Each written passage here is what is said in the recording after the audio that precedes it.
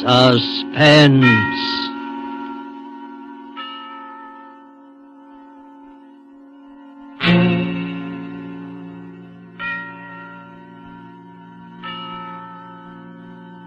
This is the Man in Black, here again to introduce Columbia's program, Suspense.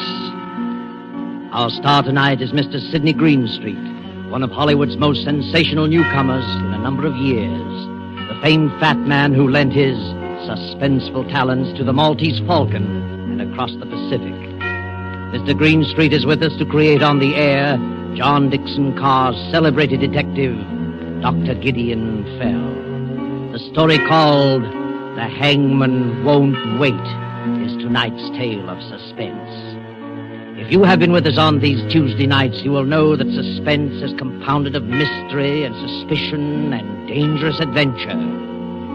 In this series are tales calculated to intrigue you, to stir your nerves, to offer you a precarious situation and then withhold the solution until the last possible moment. And so it is with The Hangman Won't Wait and Mr. Greenstreet's performance. We again hope to keep you in suspense.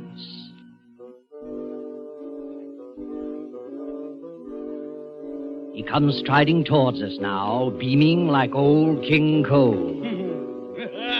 You can probably hear him chuckle. If he wheezes a little, that's due to weighing more than 300 pounds.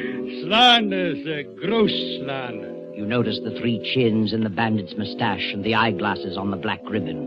He removes his hat with old-school courtesy. Don't try to bow, Doctor.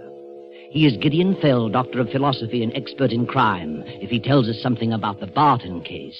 Sir, I have only one remark to make about the Barton case. Everybody was wrong. I'm afraid we don't quite follow that. The judge was wrong, the jury were wrong, the prosecution was wrong, the defense was wrong. But, Dr. Fell, you can't have a murder case in which everybody is wrong. In my cases, sir, you can have practically anything. Oh, yes, that's true enough, but... I want you to imagine yourself in the position of that girl, Helen Barton.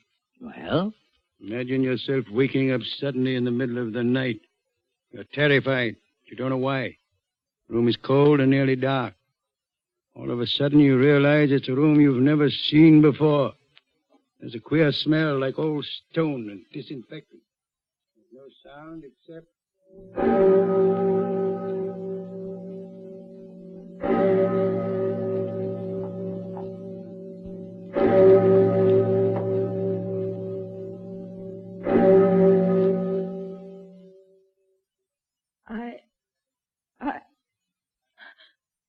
What is it? What was that? Now lean back in your bed, dearie. It's all right. Yes, take it easy, miss. I was dreaming. You were having a nightmare, dearie. But it's all right now. Nothing's going to hurt you.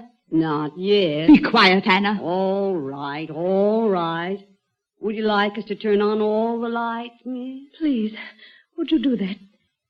You see, I don't understand this. Where am I, and how did I get here?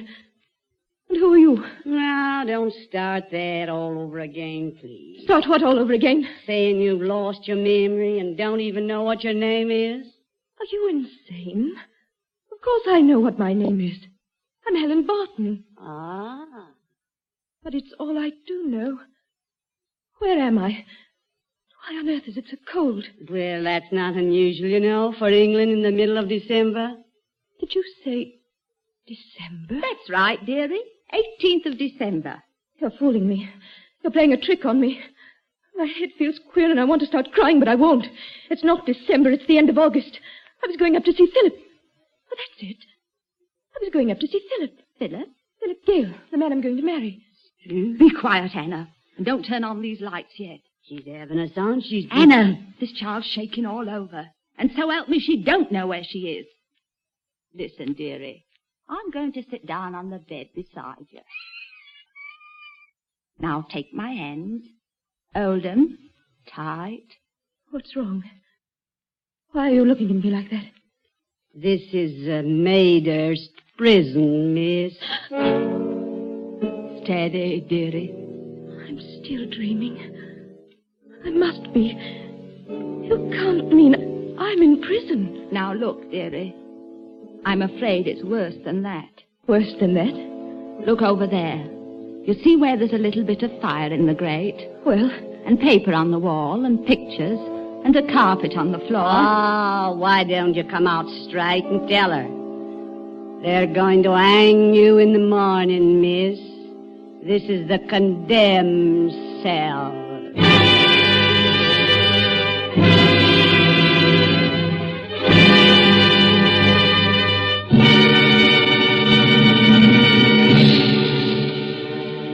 With sudden shock, the prison clock smote on the shivering air.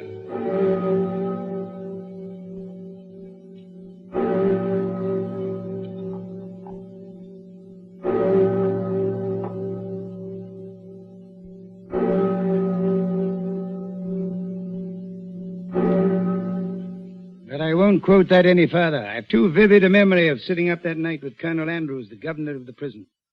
Over here, you'd call him the warden. There's a little office with a lamp shade tilted so that I could see his face. And he said, I hate executions, loathe them. Can't even sleep the night before. If you hadn't offered to come here and save my life... "This is a strange place, sir, to talk of saving lives." No, it's no good being sentimental about the thing. That's the law. I didn't make it. But I gather you're not exactly happy about this case. I'm not. That's a fact. Mind you, there's no doubt whatever about the girl's guilt. I'm gratified to hear it. But if only she'd confess. Most of them do, you know. They confess to you? To me or to the hangman. Not often to the chaplain, because they think he'll threaten them with the hereafter. But when Kirkwood goes in with the strap to bind their arm, he says to him, I don't like to think I'm doing something that would be on my conscience. So if you'd care to tell me... Quite a sensitive fellow you are, Hagman. And look here, I'm serious. So am I. Sometimes I wish I had any job in the world but mine. If only the girl would confess. If she'd just stop this nonsense about not remembering. Not remembering what? Not remembering how... Well, not remembering how she shot Philip Gale. Not remembering anything, even her own name. Total amnesia, covering a crime. Sir, you frighten me. You mean to say that a woman suffering from loss of memory can be tried and sentenced to death? No. Not if she really has lost her memory. Well, then... But this defense was a fake. You're quite sure of that? Naturally.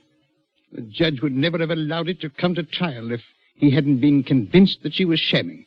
Even then, she might have got off with a life sentence or even with manslaughter if it hadn't been for the nature of the crime. She didn't cut anybody up, I hope? No, but it was almost as bad. She shot a man who had raised his hands and begged for mercy. That completely damned her in the eyes of the jury. And yet, you have doubts. I tell you, I haven't any doubts. And in any case, it's none of my business. How has she acted since she's been here? Oh, a model prisoner. But I wish she'd stop this business of seeming to be in a daze. It's getting on my nerves. Rather think the prison itself would get on my nerves. I looked into your execution shed once, and I don't want to look again. Oh, you get used to it after a while. Helen Barton won't. Tell me about her. Nice girl, too. I knew her grandfather. Live near here? Yes. Born and bred in Maidhurst. She got mixed up with a thoroughgoing swine named Philip Gale. Crazy about him. Wouldn't hear a word against him. Then he threw her over for a woman with money. I see. He had a bungalow on White Rose Hill. She went up there one Sunday afternoon. Alone? Yes. Herbert Gale, Philip's brother, heard them screaming at each other. He ran in to see what was wrong. Philip was trying to chase the girl out. She grabbed a .32 revolver out of the table drawer and told Philip to put up his hands. That scared him, and he did put up his hands. Then she shot him dead. And afterwards? Afterwards, she couldn't remember. Couldn't remember anything? No, pretended she didn't even recognize her own family. She said, "Who is Philip Gale?" Mm-hmm. And you hang her tomorrow morning? Yes. Without ever hearing her side of the case? Well, confound it, man, there's no doubt about the evidence. Are you sure? She killed Philip Gale. Gale's brother Herbert saw her do it. This hypocrisy about not remembering. Emotional shock could do just that, you know. Oh, she wasn't so emotionally shocked that it disturbed her aim. She drilled him clean through the heart at 15 feet. The bullet entered in a dead straight line through coat, waistcoat, shirt, and heart. You could have run a pencil through the holes. Now, don't sit there puffing out your cheeks and waving a cigar at me. I'm only... Tell me, Colonel Andrews, aren't you talking to convince yourself? No. Suppose that girl is telling the truth. Suppose she has lost her memory. Yeah. All right. You don't believe that. Suppose it. And suppose in some black hour just before the hangman comes that a memory returns. Don't talk rubbish. But I've lived long enough to know that mental suffering is the cruelest form of suffering on this earth. Imagine yourself in that position. Come out of a daze into what you thought was a safe and pleasant world. You don't know where you are. You don't know what's happened. You only know that when the clock strikes 8, they're going to take you out and...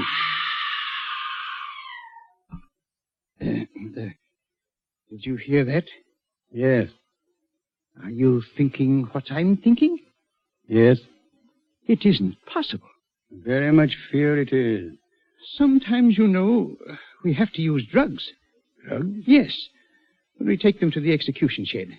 It's only a short distance, and we try to get it over in a matter of seconds, but sometimes they can't walk. Yes? What is it? Beg pardon, sir, but I thought I'd better get you, or the doctor, or the chaplain, or both. Oh, what's the matter with you men? You're as white as a ghost. Can't help that, sir. I've been a warder at this place for a matter of 15 years, but I never knew anything like this. It's the, upstairs room, I suppose, Miss Barton? Yes, sir. Hysterical? Yes, sir. She says she remembers now. I see. She's carrying on something awful, sir. But that ain't all. She claims she never done it. What's that? She claims she never killed Mr. Gale at all.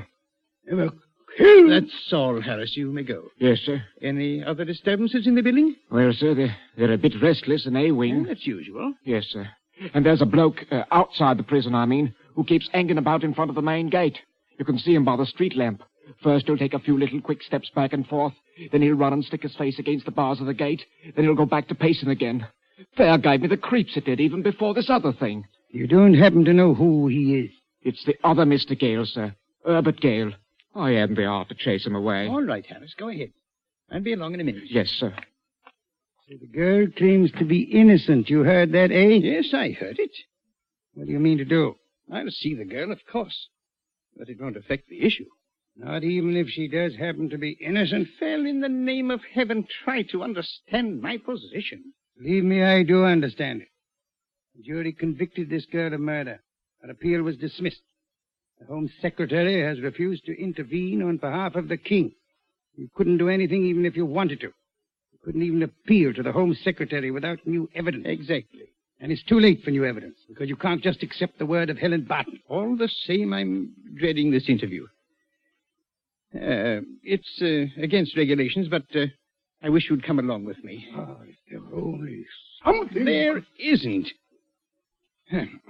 Where's the whiskey? I think a little stimulant. She will need the stimulant. Well, it's a cold night. It'll be colder yet where she's going.